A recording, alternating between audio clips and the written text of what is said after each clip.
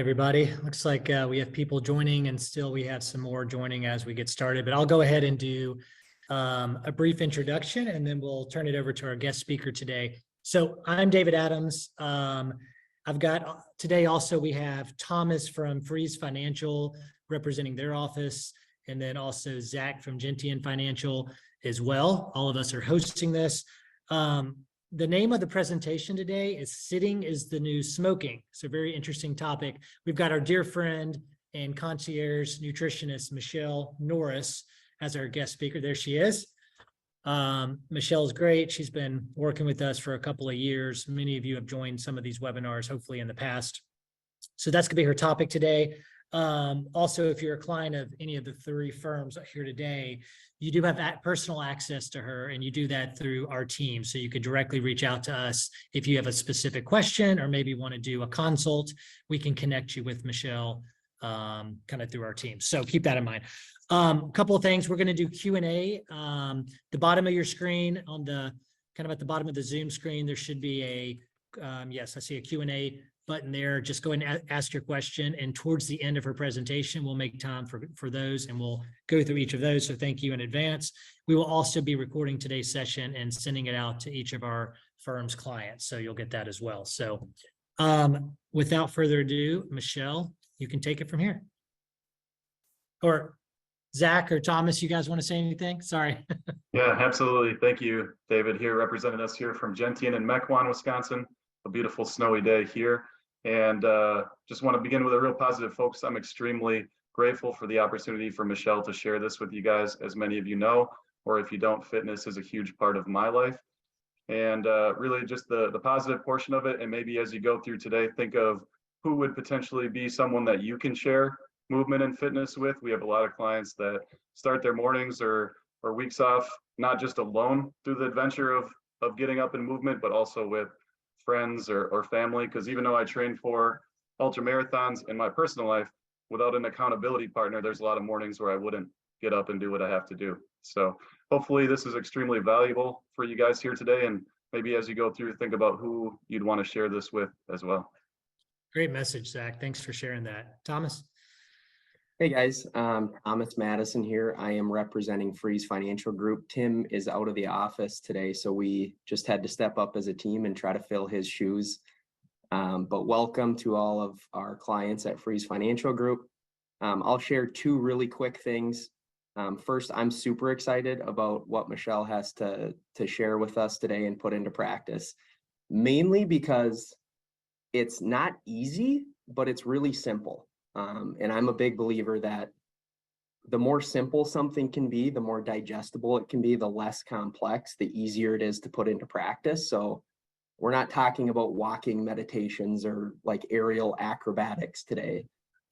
It's very simple to put into practice, but that doesn't mean that it's not good for us or it's not healthy, because it is. So I'm excited for you guys to hear what she has to share. And then secondly, I wanted to add that I was thinking about this conversation last night, and obviously Michelle is the health and the wellness expert, but I was kind of wondering how this relates to the work that we do as financial advisors. And so the more I got to think about it, the more connected I think these two things are than we really at first think they are. And the reason I say that is because we're living longer today, and we're healthier today than we were. Think of great-great-grandpa who maybe had a Social Security check, and he might have put his retirement account right into his bank account, held it in cash. And that worked for him because maybe he lived to be 65 years old. He might have had to walk up to school uphill both ways, but he certainly didn't have to pay what we have to pay for gas. Or a carton of eggs. And so and I think all of us should start to look at investing money and money management in the scope of we're living longer, and we need to have our money last 25, 30, 35, maybe 40 years in retirement. And so that's just a really cool concept to me. Michelle is going to share with you how we are living longer and how we can live longer. And so I'm super excited. And thank you guys for being here today. Thanks, Thomas. That was a great way to frame today. So thanks, guys. All right, Michelle, we're all yours. Thank you guys. Thomas, that was a great segue because today we are going to be talking a lot about that buzzword of longevity. So, living a long life, but what does it matter if we're living a long life and we're on a ton of medications and we've got tubes all around us and we're laying in a hospital bed? Nobody wants that. We want to live to be 100, but we want to be able to do things when we're 100 years old. So, how do we do that? We have to reverse engineer that dream life, and it starts today. It starts right now. And so, hopefully, by the end of this, I can empower you to start adding a little bit of movement into your day. Okay, I want to remind you, I know I've been doing these seminars for a while, and I think I start sometimes with my story, but I want to remind you why this is so important to me and how I've experienced the power of movement and the power of food myself. So I was a diver growing up. I dove starting around the age of 10 all the way through my sophomore year in college. My sophomore year of college, I herniated a disc in my back for the third time. So I was at the University of North Carolina at Chapel Hill. I had access to some of the best healthcare professionals in the country, and they all told me I need surgery or bed rest. I needed to lay in bed for 6 months or I needed to go under the knife. And I really was not excited about either one of those. I was really hurting. I was Michelle. I'm a diver. Michelle, I'm a diver at Carolina. I was really proud of that. Overnight, that was gone. I also had this injury that I needed to heal, and I had all this time. I had time I had to fill. I didn't have practice anymore. I didn't have study hall. Didn't have travel. Didn't have weights. And so my strength and conditioning coach at the time, super holistic guy, said, "Hey, I'm going to give you a third option. Why don't you come in here? You're going to continue moving. We're going to keep strength training. We're going to change your diet." You guys have heard me speak about that, the power of my nutrition choices. We pulled the inflammatory foods out. We did natural anti-inflammatories. We did all kinds of crazy things when it comes to moving. We did deep water running. We did contrast baths, hot and cold. At one point, I vividly remember being on a mini tramp with an Air-X pad, which is like a foam pad, standing on one foot, hula hooping 1 minute one way, 1 minute the other way. I'm serious. And it was all about strengthening my core. It wasn't crazy stuff, but he kept me moving. And within nearly 6 months, I was almost 100% better. I never went under the knife. I never laid in bed. I continued to move my body. And fast forward 11 years now, and we were talking just before this call. My husband owns a CrossFit gym. I do CrossFit 5 days a week. I had a baby a year ago. I did CrossFit up until after my due date. I felt amazing, didn't struggle with my back at all, and I fully attribute it to continuing to move my body. So you have to stay moving. Sometimes it seems counterintuitive when we're hurt. We feel like we have to sit and we can't make it hurt anymore, so we just stay sedentary. We're really, there is a place for that. Hear me, there is a place for that occasionally, but sometimes it's better if we just keep moving, and then you will ultimately feel better. So well, that's why this is so powerful to me. I'm not saying you have to do CrossFit 5 days a week. I'm going to repeat that about 5 more times in this presentation. But with that, I'm going to share my slides. Okay, here we go. Sitting is the new smoking. That's what we're talking about today. And let's start with this quote by James Levine. He was a professor of medicine at the Mayo Clinic, and he said, "Sitting is more dangerous than smoking, kills more people than HIV, and is more treacherous than parachuting. We are sitting ourselves to death." Okay, the chair is out to kill us. Our bodies, just like we're biologically designed to eat real food that comes from the earth, we are biologically designed to move. We are not biologically designed to sit in a chair at a desk for 8 hours a day and then go home and sit on the couch and watch TV. Our bodies are meant to be up and moving around and conquering things. And so I want to talk to you today about ways that we can do that seem very attainable. Okay, it doesn't have to be this huge commitment where we wake up at 4:30 in the morning and we go to the gym for 2 hours. That's not what I'm talking about. It's little things that are going to go a long way in making sure that we extend our life and those later years in life look beautiful and they're productive and we're not strapped to a bunch of tubes and taking a bunch of maintenance medications. Let's talk about physiologically what happens when we sit for extended periods of time. Okay, so you've been sitting on your couch, you watched an hour-long TV show. What are the immediate impacts that are going on internally when we sit? So we've got just after 30 minutes of sitting, okay, just 30 minutes of sitting, your metabolism slows down by 90%. So if you're unfamiliar with what that word metabolism means, that's essentially how many calories your body is burning. All right, we all have what's called a basal metabolic rate. So if we laid in bed for 24 hours, how many calories would you burn just laying there? That is pretty closely correlated with how much muscle mass you have. So if you have more muscle mass, your metabolism is going to be faster. The less muscle mass you have, typically the slower your metabolism. Okay, so if you feel like, oh my gosh, my metabolism is just so slow, you feel like that you're one of those people, you have to build muscle, you have to strength train, but that's for a different conversation. So when we sit for 30 minutes, our metabolism, the amount of calories our body is burning, it slows down by 90%. Then we've got the enzymes that move bad fat to our muscles to be used for energy and burned off. That process slows down. Those enzymes aren't moving that bad fat are not moving the bad fat to your muscles to be used for energy. Okay, so it's harder to burn fat when we sit. It's kind of a no-brainer. We've also got the muscles in your lower body, they get turned off. So those are your power muscles, those are your big ones, your glutes, that's your booty, your hamstrings, those are the muscles on the back of your legs. Then you've got your quads, the four muscles on the front of your legs. Those are all very powerful muscles that can burn a lot of calories for us, burn a lot of energy, and they get turned off. So that's why our metabolism drops. And then after 2 hours of sitting, our good cholesterol, our HDL, actually drops by 20%. So we need that good cholesterol. Your LDL, L for lousy, that's your bad cholesterol. We want less of that. Your good cholesterol, your HDL, we want more of that. It's very protective. And when we sit, that good cholesterol drops. Here's another quote by Tony Yancey. Sitting shuts down electrical activity to the legs. We just talked about that. It makes the body less sensitive to insulin. So that makes you more prone to type 2 diabetes. It causes calorie burning to plummet and slows the breakdown of dangerous blood fats, which lowers your good cholesterol. Okay, so if you are somebody that's been told by your doctor that you are pre-diabetic or you have diabetes in your family, this is something to really take seriously because your body becomes less sensitive to insulin. So when you sit for extended periods of time, your body has a harder time pulling the sugar out of your blood. So we're all going to eat things at some point that break down like sugar in the body. It might be a cupcake, it might be a piece of white bread, it might be a bowl of pasta. It breaks down like sugar. The amount of sugar in your blood goes up. Okay, you can't walk around with elevated blood sugar. So what happens is your pancreas releases that insulin, it gets the sugar and pulls it out of your blood. But if we sit for extended periods of time, that process doesn't happen efficiently, and that's what ultimately will lead to type 2 diabetes.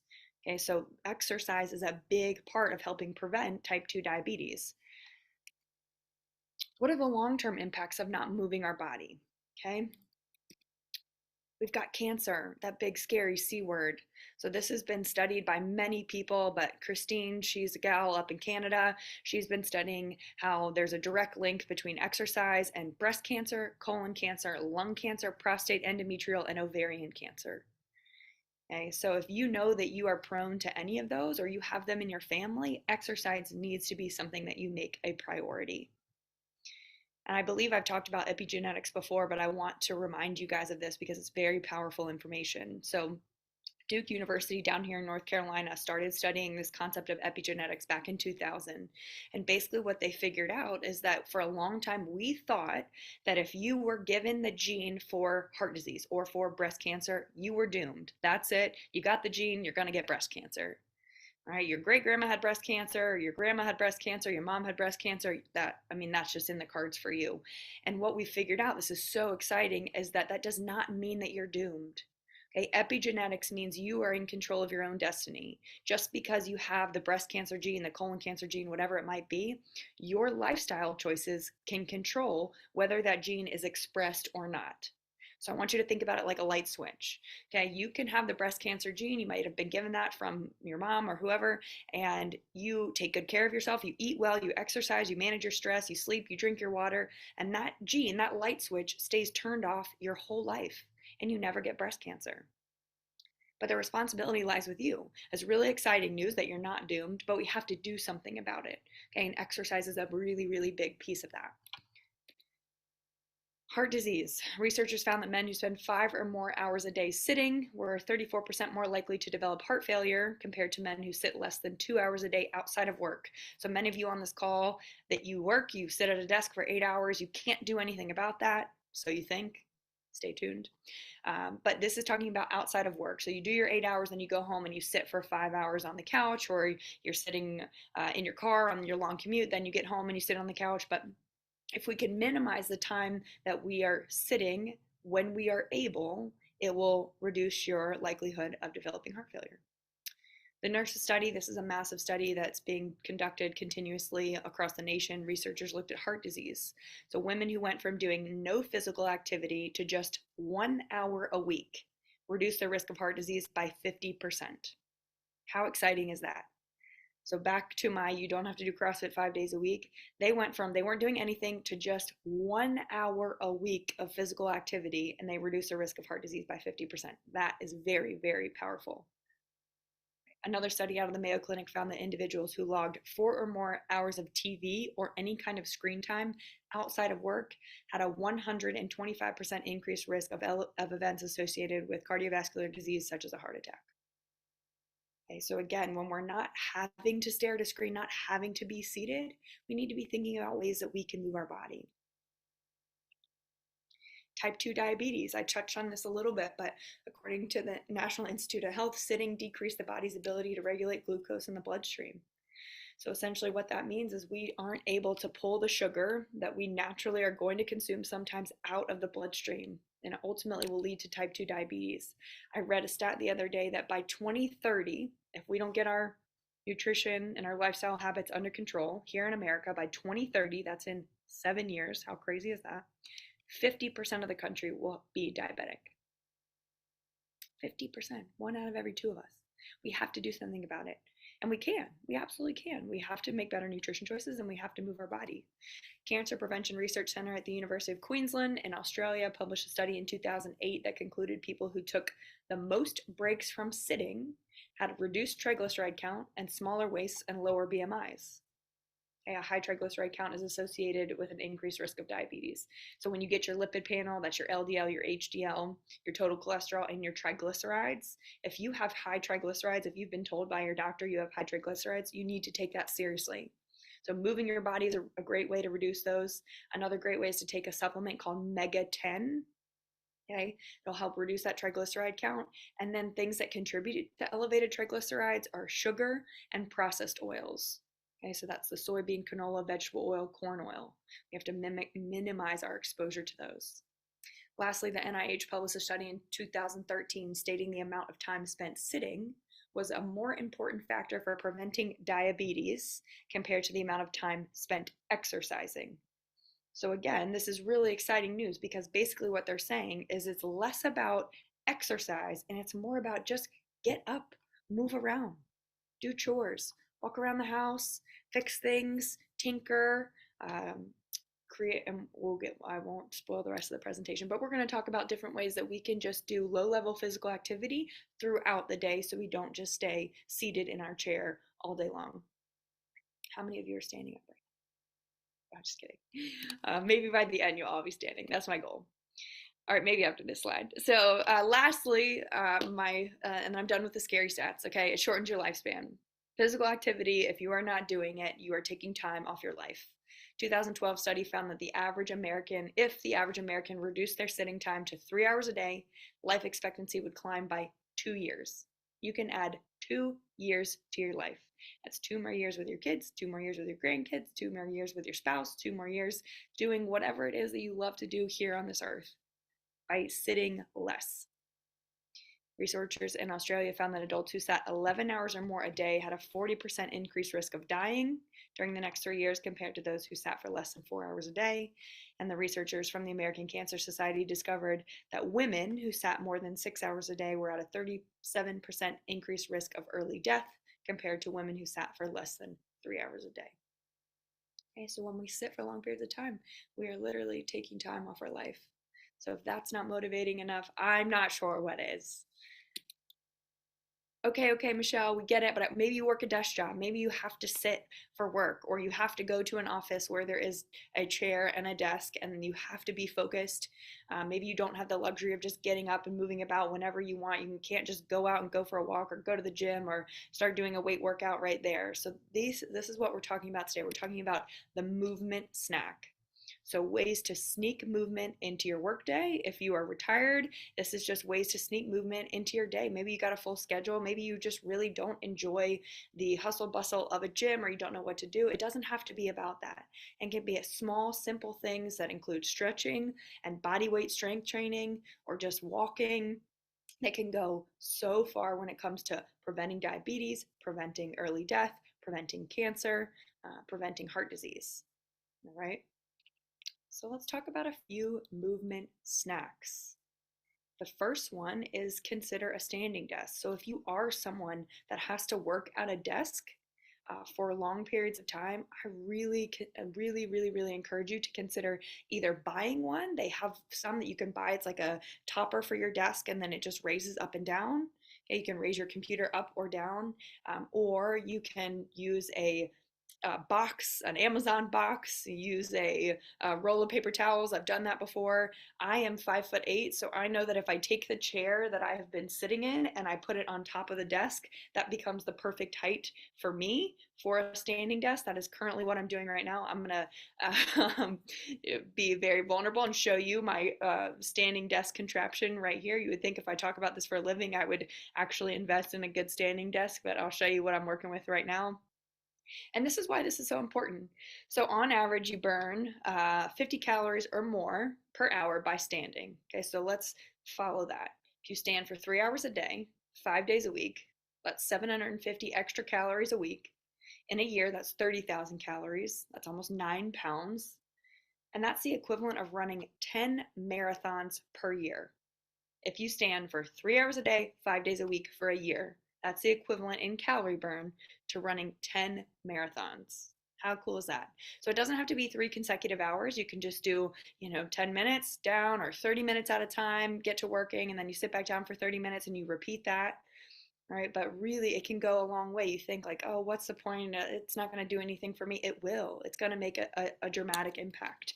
And you'll notice it right away, too. You'll feel good. A lot of people feel more productive when they stand. You're going to fidget a little bit more, which is going to increase your calorie burn. So that's a pro. This is what I'm doing right now. This is exactly how my situation looks. I have taken the chair that I was sitting in that my grandmother got painted for me, and I have sat it on top of this chair, this, what is this, couch table, and this is how I'm giving this presentation to you right now, right? So it doesn't have to be fancy and it doesn't have to be expensive. It can look just like this. All right, number 2, we want to, if we're guilty of getting into the groove with work and we're just going, and next thing you know, 3 hours have gone by and we haven't budged, this is for you. Okay, so set a reminder. Maybe it's a timer on your phone that goes off every 30 minutes. And when that timer goes off, I want to give you guys some suggestions on things that you can do. It can be literally 30 seconds of some sort of physical activity. All right, so that timer goes off, you do 1 lap around the building. Okay, that might take a little bit longer than 30 seconds, but some of these other things we can do really quickly and then we can get right back to it.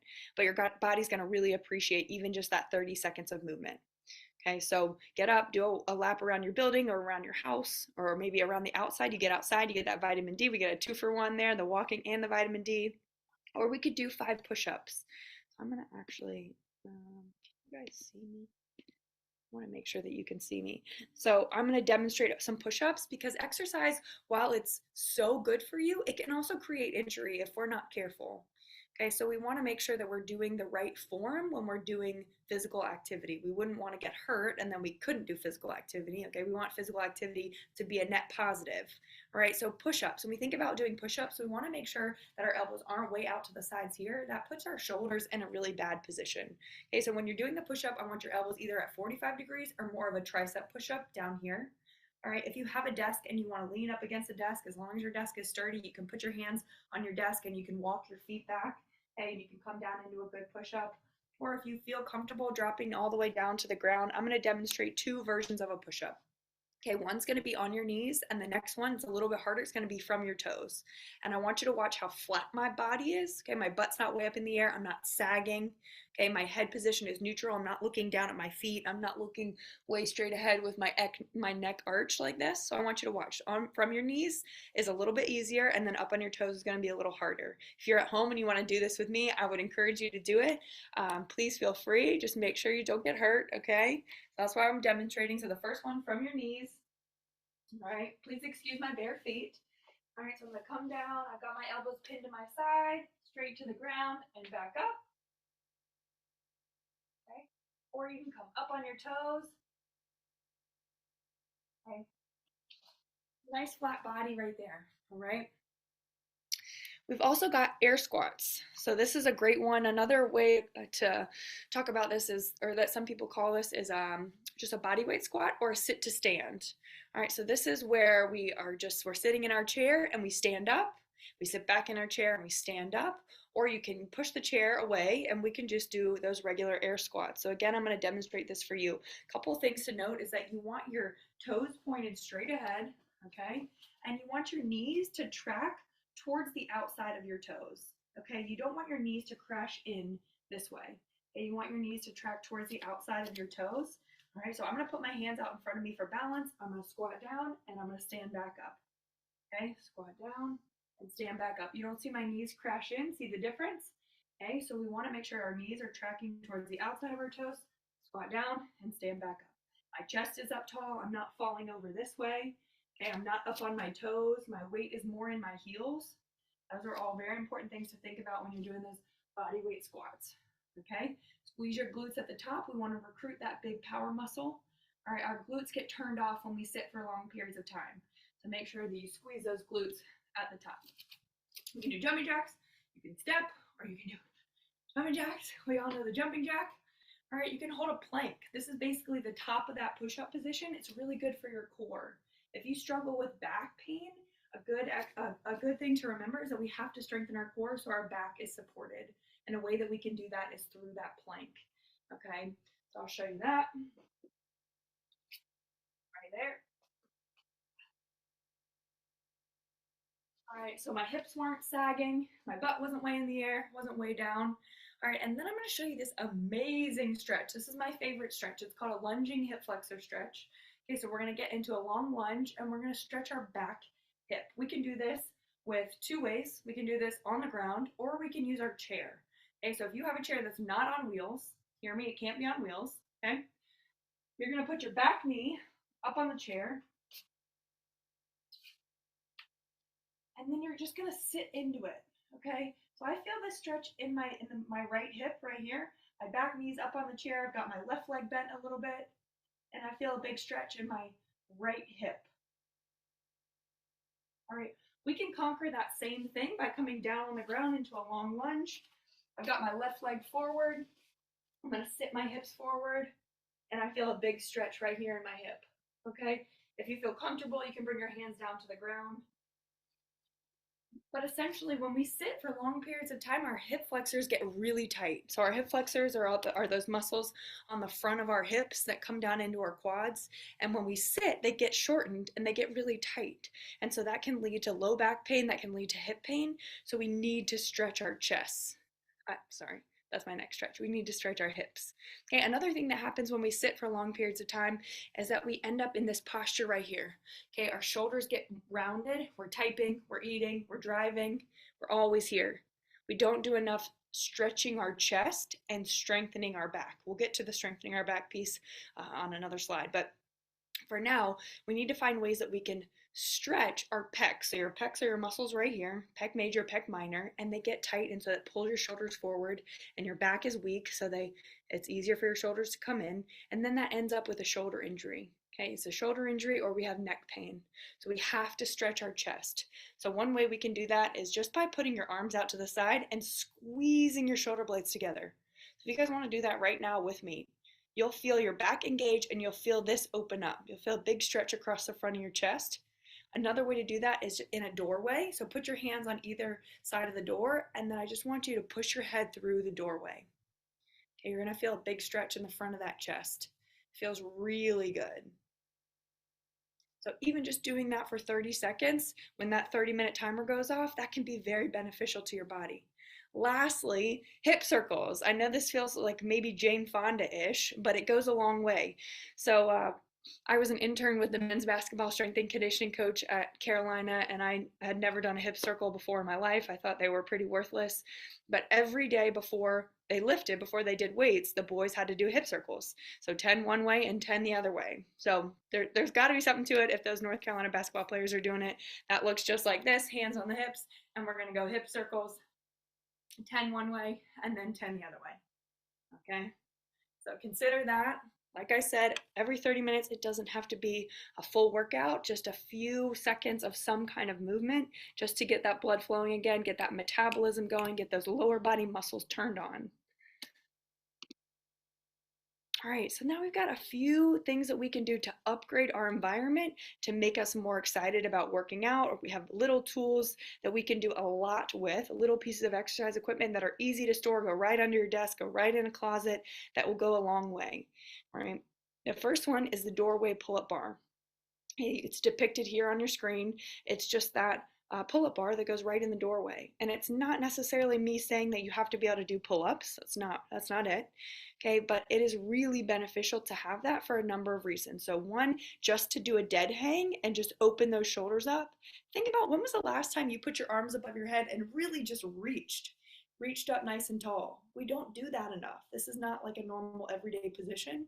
Okay, so if you have that doorway pull-up bar, you can get up there and hang. You can get up there and hang and lift your knees up. That's a good core exercise. Lift your knees up with a little twist. That's an oblique exercise. Those are the sides of your abs. Okay, that's a great way to do it. But when we were talking about longevity, when we first got started, there's a number of doctors across the country that are really trying to figure out what is the key to live a long life with a good quality of life there at the end. And one of the things they figured out is that there is a direct relationship between grip strength and longevity. So how strong your grip is and how long you live.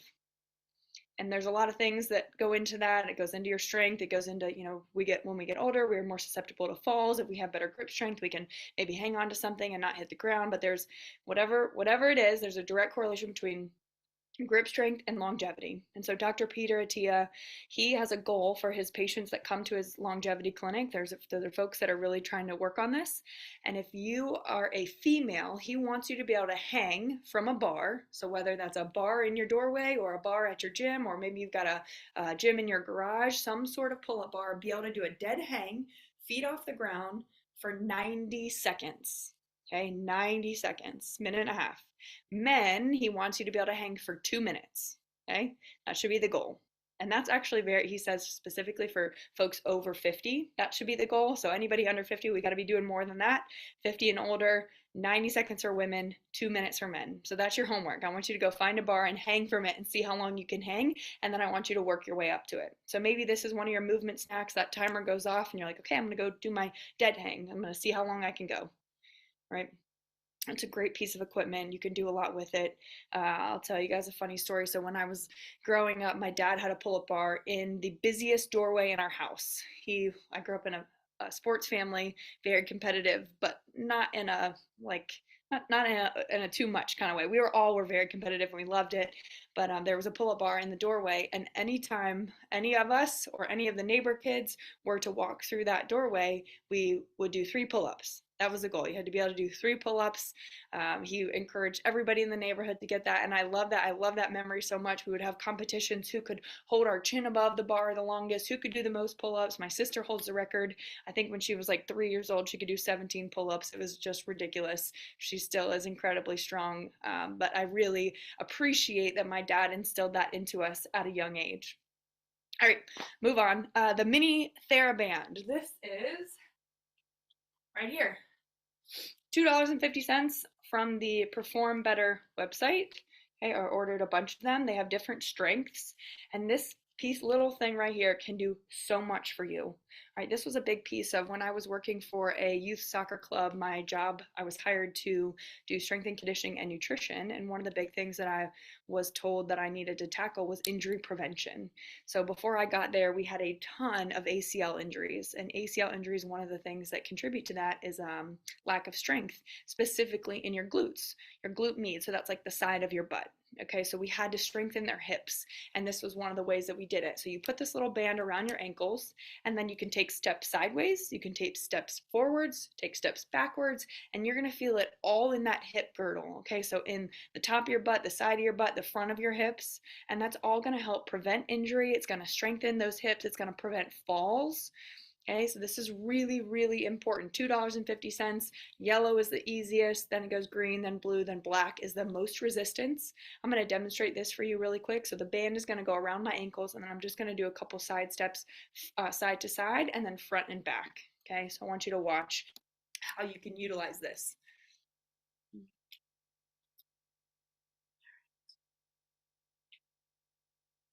So I've got that band around my ankles, and I'm just gonna sidestep. Okay. My toes are pointed straight ahead. My abs are contracted. I'm nice and locked in right there. I feel that in my hips already. We can go backwards. Okay, backwards at an angle.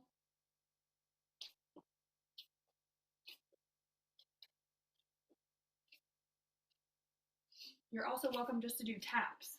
Just tap right there. Okay, or just tap right there. All right. I like to do things barefoot, especially when I'm at home, because it also strengthens your ankles. So when we're in shoes all day, we're getting a little bit of help from the stability of the shoe. So our foot doesn't have to work that hard, our ankle doesn't have to work that hard. That's why I'm barefoot right now. So that your foot is working hard, you're strengthening those ankles so that we have better balance. Large band, this is my large band. Right here, okay, and this can be used. We talked about how we get bad posture when we sit for long periods of time. Our shoulders roll forward, our chest gets tight. We have to strengthen our back so that it's strong enough to pull our shoulders back and hold our shoulders back. Okay, so a band is one of the ways that we can do that. So you get one of these, you store it in the drawer of your desk, your timer goes off at 30 minutes, and we're gonna just sit right down. Well, I'm gonna stand up, and we're gonna pull that band apart. Okay, we're gonna focus on squeezing our shoulder blades together so that we can have better posture, so that we can avoid shoulder injury, we can avoid neck pain. Okay, it just looks just like this. You can also grab a friend, have them hold one end of the band as long as you trust them, and you can do rows, you can do one arm at a time, just pull that band right towards you, focus on squeezing the upper back, do the other side, all right? If you wanna tie your band around a doorknob or something like that and pull the band towards you 2 hands at a time, you can do that as well. But again, these are super cheap, super easy to store, and you can do a lot with them.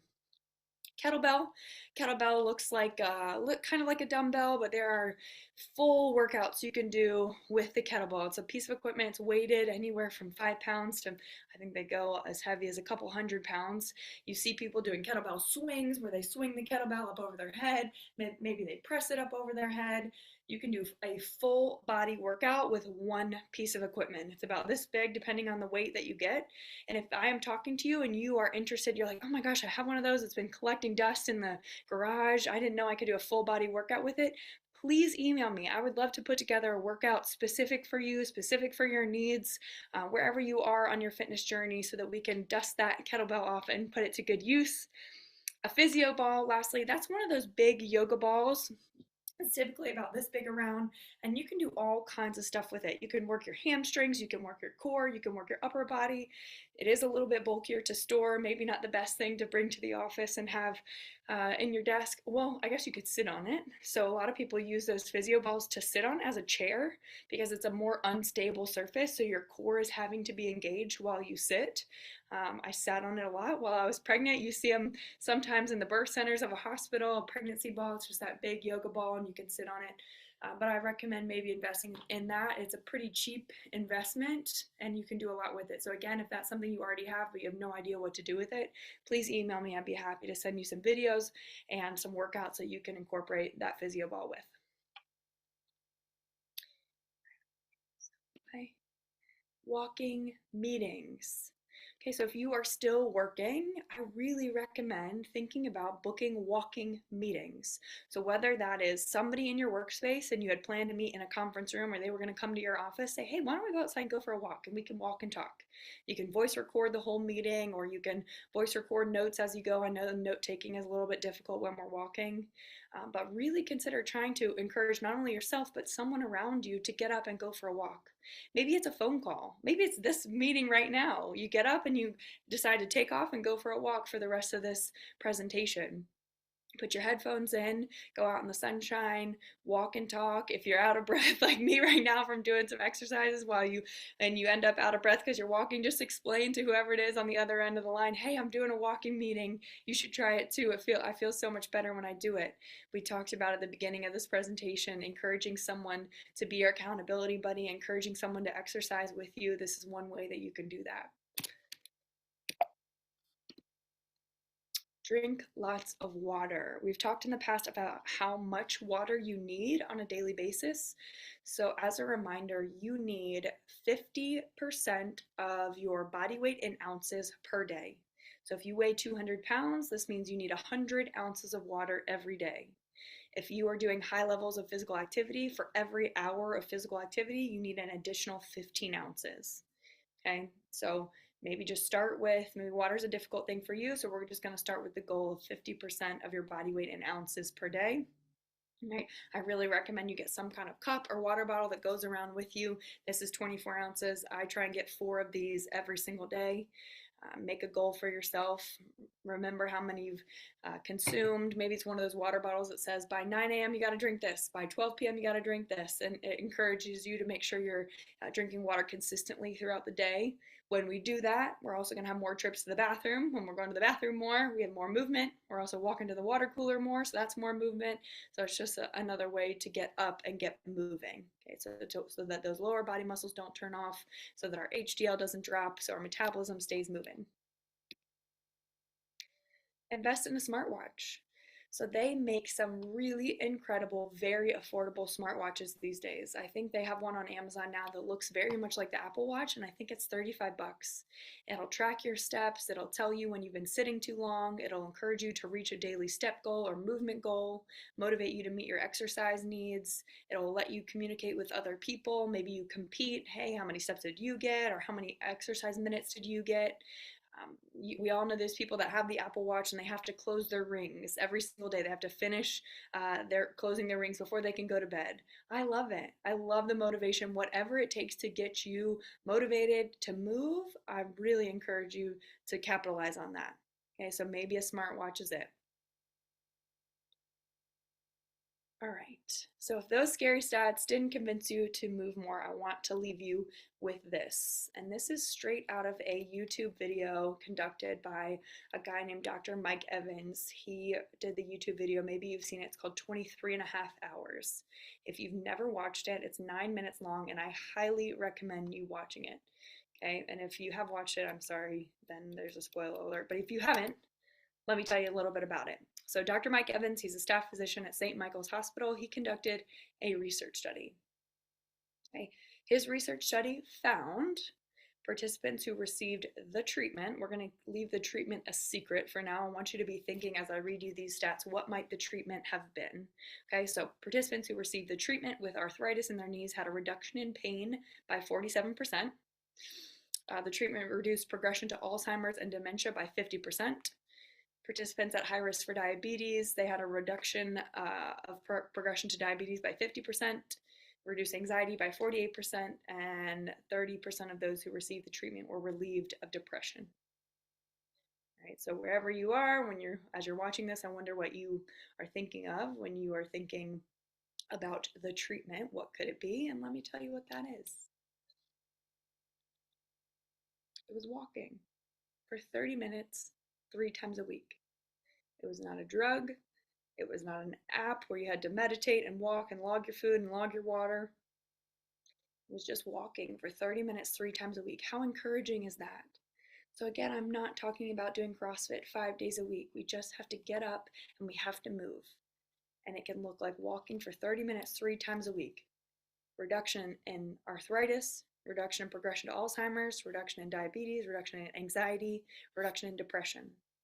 If you look at the studies that compare exercise to depression and anxiety medication, they are exactly the same. The results are exactly the same. How powerful is that? Exercise is just as powerful as antidepressant medication. That's really cool. We just have to do it. We just have to be motivated to do it. And I hope this presentation has encouraged you to start incorporating some movement into your day. And I'm going to leave you with this. This is another personal story. You guys might be tired of these, but I want you to meet my grandmother. She is right there in those blue tights. We call her Grammy. She is 91 years old. She plays tennis twice a week. She bowls twice a week. I am not kidding you. I had to update this presentation yesterday when I found out that she bowled at 221 last week. Previously, it said she bowled a 189, but she has since beaten that score, and last week she bowled a 221. She's in the Mall Walkers of America Club. She goes to Silver Sneakers, but she's mentioned it's a bit too easy. She's the oldest one in the class by 20 years, mind you. And this is a picture of her doing yacht yoga. So that's her in the blue tights. My mom's next to her in the Pure Barre shirt, and they are the matriarchs of our family. My grandmother is an amazing woman. She was a PE teacher. She got into sports, and she just didn't quit moving. And she gets asked all the time, how do you get to be 91 and be like you? And her words of wisdom are, you never stop moving. You can't stop moving. She is so powerful to our family. She is empowering to so many people. I hope she's empowering and encouraging to you. My son, her name is Shirley Oaks Stump. My son is named after her. His name is Oakley in her honor, because she has done so much for me in my life and empowered me, and has inspired our entire family to stay moving. Our family vacations are full of movement and tennis and walking and biking, and it's all because of her. We wouldn't be the family that we are today if it weren't for her. I probably wouldn't be in the profession I am today if it weren't for her. So I have a lot of gratitude for her, and I hope that her story can inspire you in the way that it's inspired me. So with that, that's my email address, michelle@sweatnet.com. I am here for your personal wellness questions. I want to turn it over to you guys and answer any questions that you might have now, but I do want to recognize that wellness is a personal journey, whether that's something that you don't want to ask in front of everybody, or maybe it's very specific about a piece of equipment that you have and you want a workout routine. Please just email me with those questions. But if you have anything general, I want to open up to you guys now. Thanks, Michelle. That was great. I love the story about your Grammy. That's amazing. Thanks for sharing. Very inspiring for all of us. Okay, we have a couple of questions, and Thomas and Zach, feel free to jump in as well, but I'll go ahead and ask one of them. Is standing in place as bad as sitting? No, definitely not. No, standing is way better than sitting. Figured you were going to say that. Yeah. That was asked earlier when you started. All right, here's one. I heard about a study recently from Huberman, Stanford researcher, podcast that even doing just a seated calf raises while sitting at your desk had dramatic effects on blood glucose levels, almost as effective as a short walk, no equipment needed. I think that's a statement, and also maybe dialogue to you to say, do you agree? Have you heard that? Oh, yeah. You can guarantee that pretty much anything that Huberman is turning out is pretty much cutting edge stuff, and true. He is. If you guys have never listened to the Huberman podcast, or he makes his rounds in the podcast circuit, if you are interested in health and wellness, he's a neuroscientist guy, and he is just brilliant. So please, continue to listen to him, spread the message that he is sharing. Awesome. Several just saying great presentation. They appreciate it, inspiring. Someone asked, let's see, are there any, and you may have gone over this, are there any sitting exercises that are of benefit? Yeah, sure. So hold on, let me grab a chair.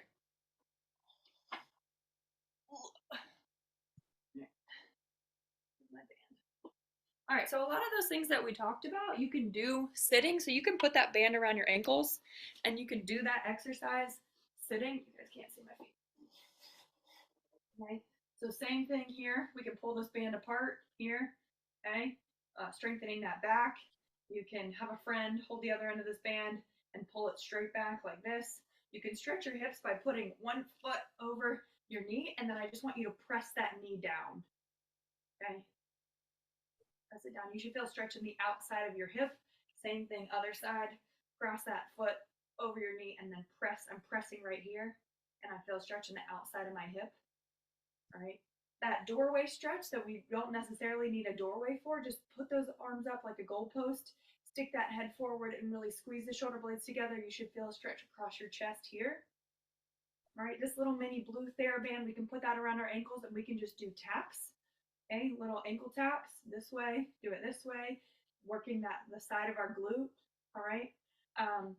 You can just do little march. So you have to engage your core here. So I feel my core engaged. I'm just bringing my knee up. Maybe you do 30 seconds of that every 30 minutes.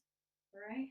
Just like that, easy. Or calf raises. So I'm coming up on my toes. I know you guys can't see my toes, but I'm coming up onto my toes, lifting my heels up and back down. Right. Just like that. Those are different things that we can do while sitting. So we don't necessarily have to stand up if that is a barrier for you. Awesome. Thanks for showing that. Yeah, thank you, Michelle. Just a couple questions, and one question came in that kind of ties into it as well as, measuring success and measuring kind of your progress, but also even kind of scaling back from there, where's the best place to start? Because oftentimes a lot of people, and even myself, you get really excited, especially if you kind of took a break or a hiatus from exercising and you add a bunch to your plate. You're like, ooh, I'm going to do the wall push-ups. I'm going to do some running. I'm going to do some walking, or I'm going to do this, or this. And then week 2, your body's really sore and you don't want to do anything. Is there kind of like a step number 1 or a way to kind of build your plan that maybe week 1 is just standing up when you normally would be sitting down, and then week 2 is progressing towards walking, or any ideas or suggestions there? Yeah, that's a great question. So it really just depends on where you are. Where are we starting from? And if we're starting from ground zero, that's absolutely okay. It's never too late to start moving. Okay. So maybe if we're starting with, we're not currently doing any physical activity, we're just going to do 1 5-minute walk a day. And that could be around the inside of your house. That can be down the length of your driveway and back up. Just 1 5-minute walk per day, and then maybe that 5-minute walk turns into a 10-minute walk.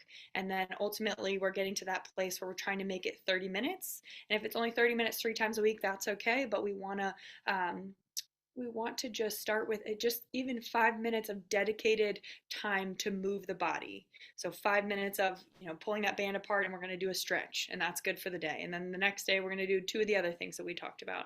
If you guys really want a specific plan, it's kind of hard to answer that in such a general sense, not knowing where everybody's starting from. So if you guys have specific questions to where you are currently, where you want to go, what your limitations are, I would love to have that conversation one-on-one.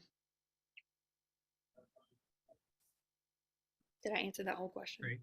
Yeah, I answered that great. And just one other one as well. I have about 100, but I'll leave it at a couple and let David and Tom jump in too. But kind of there's the physical side, and then the kind of the mental side of all this as well. You added the motivation, and I think Chris has said it before, and I've heard it too, just in the sense that motivation are like vitamins. We need them often and daily. But what is maybe an idea or strategy to like figure out the inspiration portion of it, the one that really gets us up when we don't want to? Maybe it's other things that clients have found or shared with us is just really the longevity portion, or really wanting to, at next vacation with my family and grandkids, I want to be able to keep up with them a little bit better. Is there any kind of tricks to figuring out the deeper why, the inspiration?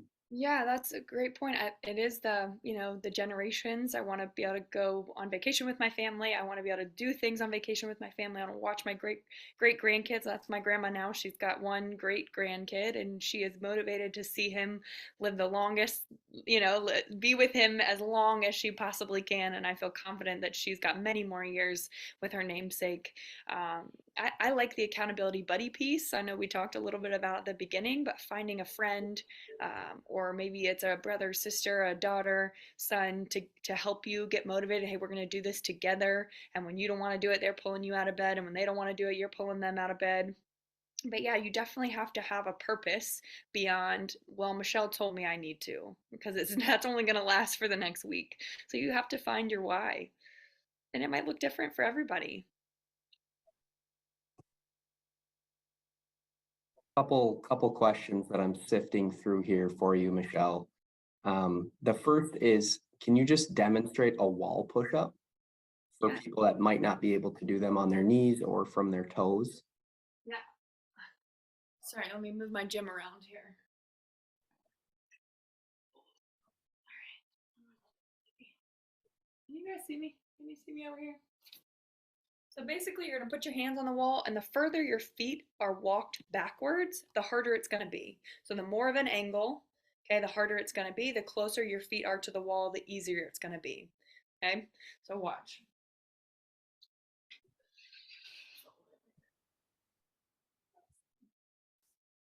So right here, I've got my hands on the wall. I haven't walked my feet back too far. All right, and I'm just going to come down to the wall and back up. So the closer my feet are, the easier it is. Sorry, that's a bad demo. You can't hardly see me, but essentially your hands are on the wall, all right? And we've got our feet back at an angle. We're gonna come down, chest comes to the wall and back up. You can use a desk, you can use the back of a chair, as long as your chair is sturdy. Okay, so this is kind of a better way to demo that. I'm coming down, touching my chest to the chair and back up. The closer my feet are in, the easier it becomes, okay? Less resistance. I love that one, and hopefully Lisa on our team doesn't mind me giving her a shout out here, but she's actually amazing at that when she's putting something into the microwave here at the office. So it's kind of finding creative ways to do that as well, in the sense of if you're waiting for a minute and a half for your food to be done or your breakfast or something, it's something you could do right on your kitchen counter. So it doesn't have to be a specified time of the day. It could just be a quick little addition to your normal day. Perfect. I love that. Awesome. And then secondly, we had a question, how does bike riding fit into the plan? Bike Or riding is great. maybe just the benefits of riding the bike.